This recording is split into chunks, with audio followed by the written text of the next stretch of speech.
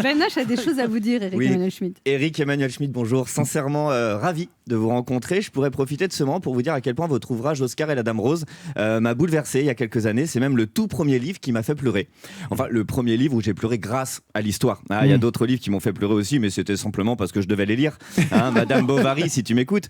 Mais je pourrais vous dire aussi qu'à mes yeux, vous êtes de ces plumes touche à tout, aussi à l'aise sur les planches du théâtre Rive Gauche que sur les présentoirs des libraires depuis 30 ans.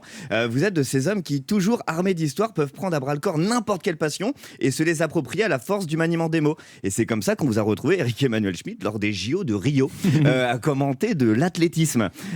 Faut faire le lien entre Usain Bolt et Éric Emmanuel Schmitt. Des planches au théâtre jusqu'au 110 mètres haies. Il n'y a qu'un coup de stylo pour vous. Alors pour justifier ce grand écart, vous dites que vos parents athlètes se sont rencontrés au stade, vous donnant la passion pour ce sport. Je peux comprendre. Les miens se sont rencontrés en club échangiste, d'où ma passion.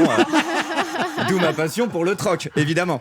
Mais ce midi, non, je ne m'adresserai pas à l'écrivain ou au dramaturge que l'on connaît tous. Je ne m'adresserai pas non plus aux consultants sportifs que l'on connaissait moins. Non, je souhaite m'adresser aujourd'hui au président du SDPR, le syndicat de défense des prénoms à rallonge, que vous présidez depuis 97, n'est-ce pas? Et c'est vrai, Éric Emmanuel, 5 syllabes et demie, c'est beaucoup trop long, Éric Emmanuel Schmitt. En plus, dans votre cas, phonétiquement, Éric Emmanuel, on a l'impression que vous êtes deux. Et que l'un des deux est maçon et originaire de Porto. C'est très perturbant. On a un stagiaire très jeune, quand on lui a dit au bureau qu'on allait recevoir Éric Emmanuel Schmitt, il nous a répondu Éric Emmanuel Schmitt, ils sont frères, c'est vous dire.